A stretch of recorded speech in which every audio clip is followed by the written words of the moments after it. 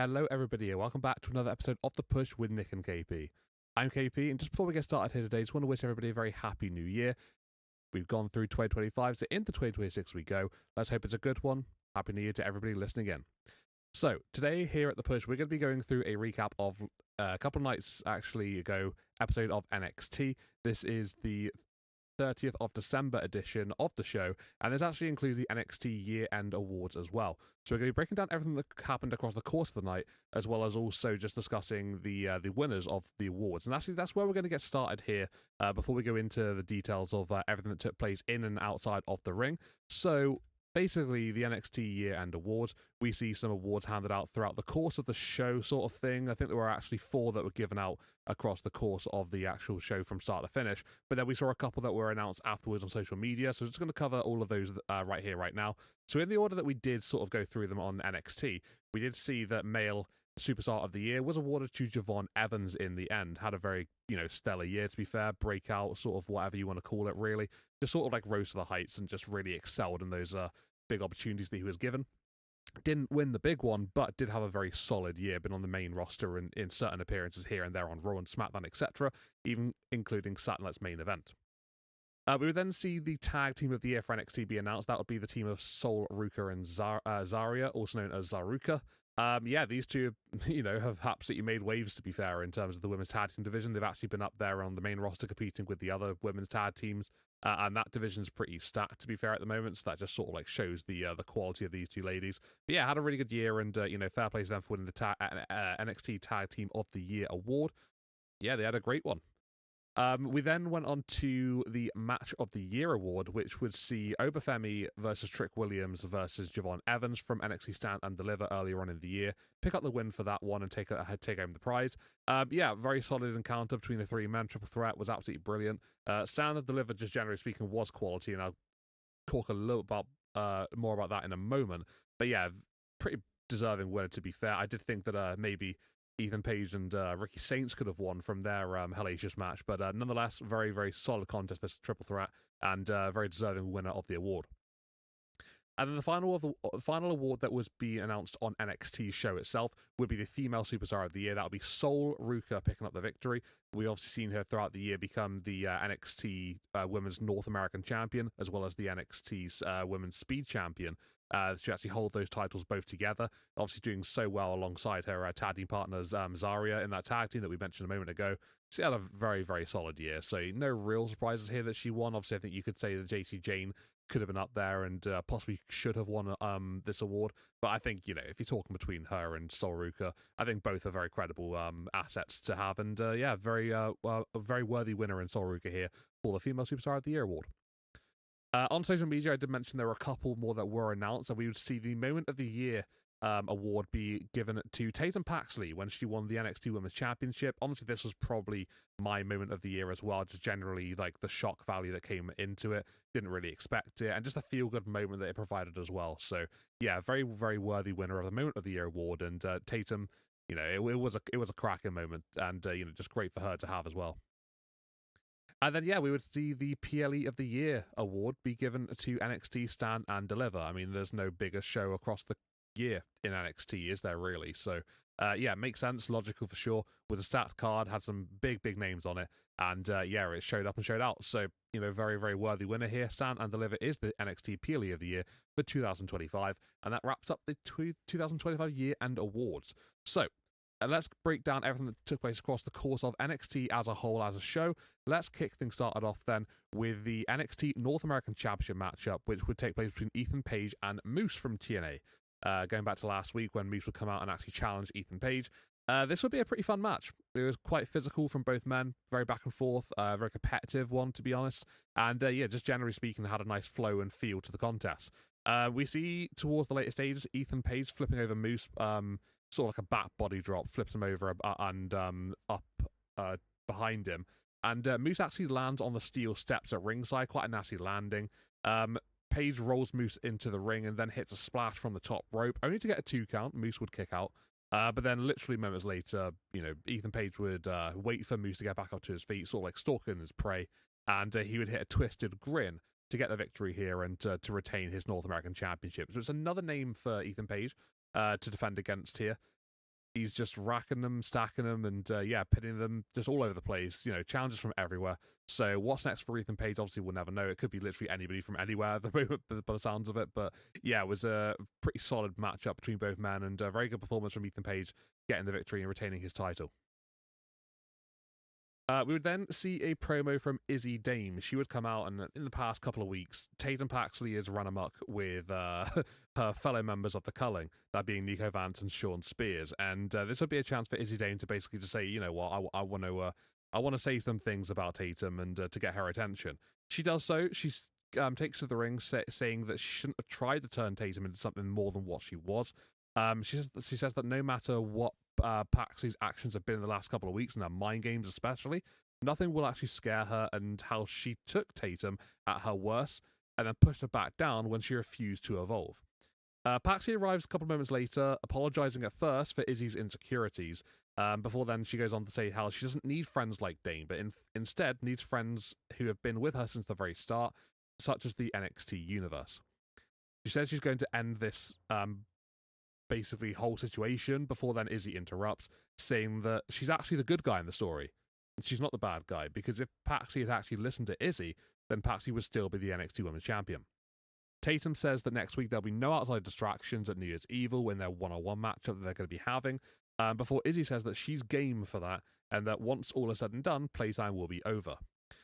Izzy looks to leave the ring, but Tatum says that Dame isn't in control anymore, and that it'll be over when she says it is. Izzy, sort of taken aback by that, looks to sort of get back. Well, it doesn't really leave the ring anyway, but sort of like turns her attention back towards Tatum. Looks for a big boot, like kick style maneuver, and Tatum does this really cool sort of like a backslide Matrix style dodge. Yeah, ducks underneath the kick, and then gets back up to her feet, hits a sandwich drive onto Izzy Dame, and that lays her out to end the segment. So yeah, Tatum Paxley getting one up over Izzy Dame here in this battle of words, and then yeah, that cemetery drive at the end there. Just Tatum staying one step ahead here of Dame in this one, which is quite nice to see from her, because she needs a little bit of momentum going into that matchup. Looking forward to the match taking place. We would then go on to our next match of the night, and earlier on in the evening, we would see a backstage thing very quickly, where Ren Sinclair would be consoling Kendall Gray, been taken out, presumably by fatal influence. That would be a logical sort of a conclusion there. And yeah, we would see JC Jane go one-on-one with Ren Sinclair. This would be our next little bit of a conversation. And honestly, this is a pretty solid matchup, to be fair. I think Ren Sinclair really showed up and showed out here in terms of what she can sort of deliver in the ring. She showed that in spades. I thought it was quite technical in some ways, very competitive. Ren looked really good and just focused on the arm of JC Jane throughout the matchup, really just sort of like worked on a limb. And that can kind of play into effect. I'll talk about that in a little bit more detail in a moment. Because yeah, it like I said, it was very competitive. It's back and forth, and yeah, just I think it just showed a style of Ren Sinclair that we don't see too often. So this was a nice sort of way to sort of like see a bit more from her. And she pushed JC Jane to a couple of her limits, to be fair, but it wasn't for the success of Ren Sinclair in this one, because JC Jane will get the victory. We see a pin attempt from Ren Sinclair at one point, sort of like a technical display there. JC gets back up to her feet as well as Ren, and hits a rolling encore from essentially out of nowhere, really, at that point. And that'll be enough to get the victory here in the contest. But I mentioned that Ren Sinclair had worked on the arm of JC Jane throughout the matchup. And post-matchup, you see sort of JC just like, I don't know, just like sort of like holding herself. Not so much her arm, but like just a general mid-drift, really. And yeah, the Fatal Influence girls, they then start the layout, well, just add insult to injury here against Ren Sinclair and start attacking her. Before then, Kendall Gray does make her sort of heroic charge down to the ring, despite getting attacked earlier in the night, and actually takes out all three women. She then locks in a armbar onto JC Jane and forces Jane to tap out almost immediately. So that arm, abuse, I guess you could say, from Ren Sinclair throughout the matchup, sort of paying dividends here in the aftermath of the contest. So yeah, Kendall Gray, ultimate momentum here going into the matchup against JC Jane. It's looking like she is absolutely rolling right now. Looking forward to that matchup for sure for the NXT Women's Championship taking place next week. We're then going to go into our second half of NXT, which will start off with Joe Hendry. He would go through a concert performance. Before he does so, he would start to basically just list his highlights throughout the year. He mentioned the fact that he won the TNA World Championship. that he appeared in the Royal Rumble, had a match with Randy Orton at WrestleMania, and that he beat The Miz at Saturday Night's Main Event, John Cena's last ever match and show. And yeah, that would be basically his year in a nutshell there, just sort of like summed up very quickly. And then he would begin his concert. He would roll through various moments of the year, in NXT, mention a fair few names here, quite comical in parts as well, the way he sort of goes about his performances, in typical Joe Hendry style. Eventually, he would find himself talking about Dark State, and that wouldn't last very long. He would mention Dark State, and then a couple of moments later, the lights would go out, and then we would see Dark State sort of just appearing as they do in the crowd, sort of like spread out. And Tony D'Angelo, by the way, is also watching this one take place from the stands, but a little bit higher up, not quite where Dark State have been. That's quite interesting there to see the Tony D just sort of like watching on and not really having any sort of link to anything he's doing at the moment. He just sort of appears randomly here and there, and this is another random occasion. But back to the Dark State, they end up swarming Joe Hendry in the ring and attacking him, vicious beatdown, laying him out in the ring. That'll be enough to end the segment here. And yeah, it definitely doesn't look like Dark State had done with Joe Hendry, that's for sure. Next up, we got a speed, I guess, semi-final, final matchup, whatever you want to call it, really here. Either way, it's a number one contenders match for the Speed Championship tournament. The winner of this one faces Jasper Troy, who is the current WWE Speed Champion. This would see Tavion Heights go one-on-one with Lexis King. And honestly, my lead up to this one is longer than the match itself. The match lasted a total of 8 seconds here, because once Lexis King makes his entrance, he's sort of getting himself ready in the corner. Tavion's waiting, and yeah, Tavion just goes straight up towards Lexis King, hits a belly to belly, which we've seen Tavion Heights use quite effectively in recent months. And yeah, he would lay out Lexis King, goes for the cover, and get enough. That'll be enough for the win immediately. So yeah, within 8 seconds, Tavion would win this matchup. Quite crazy, and yeah, one of the quickest wins in NXT history, to be fair. We would see after that a tag team matchup between OTM and Swipe Right from Evolve. Yeah, these guys have been on NXT a few times, Swipe Right, and I think every time they sort of they're there to sort of be a little bit of like fodder, I think is safe to say. They're a decent team, to be fair. I like them. After watching Evolve for the past number of months, I quite like them, to be fair. They're quite funny. Just generally just that sort of like that love to hate sort of vibe about them. And then you got OTM on the other side of the coin here, who have been sort of trying to get back up to a solid position in the tag team division. And they've had a couple of lows and bits and bobs here and there, but I felt like this was a really good performance from OTM, especially here, because they sort of just showed that they were here not playing at all, straight up all business, and they came in and put on a pretty good display here against Swipe Right. They got the victory in the end, just using their tandem offense and just laying out Swipe Right to get the 1-2-3. But yeah, it was just a really solid matchup between both teams, and especially OTM looking brilliant, and I think definitely are on a charge now, possibly leading into Stand and Deliver. I would say that's, I don't know, the timeline sort of makes sense in my head here. But yeah, it seems like they're sort of just charging with momentum right now, and see how things going forward for them.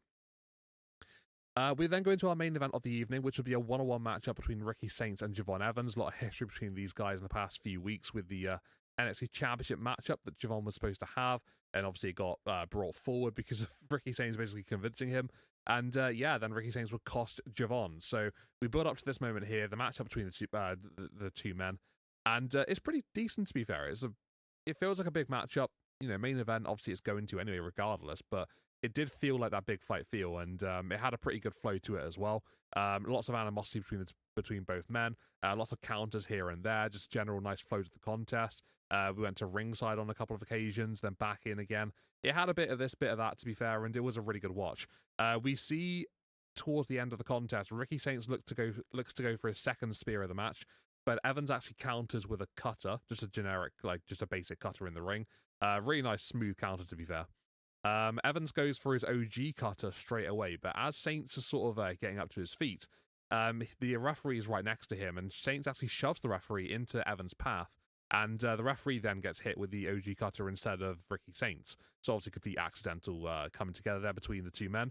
But yeah, Ricky Saints using his smarts, and then he sort of, I guess, awaits Javon Evans, plays possum perhaps here, and once Evans starts bringing Ricky Saints back up to his feet, Ricky low blows Javon, and that would be enough for him to quickly just just pick Evans up on over his shoulder, hits the Rochambeau, and that would be enough for the 1-2-3. Ricky Saints with the win here against Javon Evans. So Javon being a free agent, that's what the main roster programs have been sort of advertising him as of recently. This could potentially have been Javon Evans' final match on NXT. If it was, then kind of disappointed, because I was hoping he would win the NXT Championship at one point. You know, it could have happened at some point down the line, or whatever. But if this is the last match of Javon Evans, then hey, look, he's been absolutely brilliant in NXT. I can't argue with that. He's had a great time, in the brand, and especially in the last 7 or 8 months. I mean, he is literally the NXT Superstar of the Year, as we just discussed earlier on this show. And he's had a great solid year. Time in NXT has been brilliant and just been so much fun to watch. So yeah, if that was the last matchup, then fair play to Javon Evans. And Ricky Saints, has a lot of heat on him, because he's basically just sent Javon up to the main roster with a loss on his last appearance. But Ricky looking to go back into the NXT title picture. I'm sure he will after this. That would make sense and be logical, sort of like next step for him.